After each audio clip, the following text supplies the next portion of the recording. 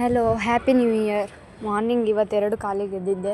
ಎಲ್ಲ ಕೆಲಸ ಮುಗಿಸ್ಕೊಂಡು ಸ್ನಾನ ಮಾಡ್ಕೊಂಡು ಫ್ರೆಶ್ಶಾಗಿ ಬರಬೇಕಾದ್ರೆ 3 ಗಂಟೆ ಆಗಿತ್ತು. ಮತ್ತು ರಾಯರ ಪೂಜೆ ಮಾಡೋಕ್ಕೆ ಕೂತ್ಕೊಂಡೆ. ಇದು ವರ್ಷದ ಮೊದಲನೆಯ ದಿನ ಗುರುವಾರ ಬಂದಿದೆ, ರಾಯರ ವಾರ.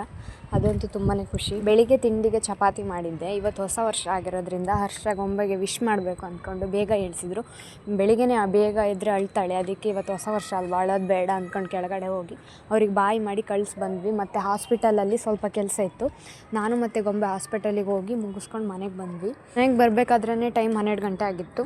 ಹರ್ಷ ಸಂಜೆ 5 ಗಂಟೆಗೆ ಬಂದರು. ಐಸ್ ಕ್ರೀಮ್ ತಂದಿದ್ದರು. ಐಸ್ ಕ್ರೀಮ್ ತಿಂದ್ಕೊಂಡು ಮತ್ತು ಕಾಫಿ ಕುಡ್ಕೊಂಡು ಸ್ವಲ್ಪ ಹೊತ್ತಿದ್ದು ಸ್ನಾನ ಮಾಡಿಕೊಂಡು ಇನ್ನು ರಾಯರ ಪೂಜೆ ಮಾಡಬೇಕು. ಅಷ್ಟರೊಳಗಡೆ ಗೊಂಬೆಗೆ ಹಿಟ್ಟು ತಿನ್ನಿಸ್ಕೊಂಡು ರಾಯರ ಪೂಜೆ ಮಾಡೋಕ್ಕೆ ಸ್ಟಾರ್ಟ್ ಮಾಡಿದೆ. ಏನಪ್ಪ ಸ್ಪೆಷಲ್ ಅಂದರೆ ಇವತ್ತು ನಾವು ರಾಯರ ಮಠಕ್ಕೆ ಹೋಗೋಕ್ಕಾಗಿರಲಿಲ್ಲ. ಅದಕ್ಕೆ ಇವತ್ತು ಅದೊಂದು ಬೇಜಾರಿತ್ತು. ಆದರೆ ಯಾರ್ದೋ ರೂಪದಿಂದ ನಮ್ಮ ಮನೆಗೆ ಇವತ್ತು ರಾಯರ ಪ್ರಸಾದ ಬಂತು. ಅದಂತೂ ತುಂಬಾ ಖುಷಿ.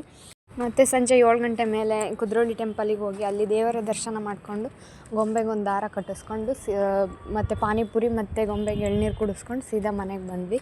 ಓಕೆ, ಈ ವ್ಲಾಗ್ ನಿಮ್ಮೆಲ್ರಿಗೂ ಇಷ್ಟ ಆಗಿರುತ್ತೆ ಅಂದ್ಕೊಳ್ತಾ ಈ ವ್ಲಾಗ್ನ ಇಲ್ಲಿಗೆ ಎಂಡ್ ಮಾಡ್ತಿದ್ದೇನೆ.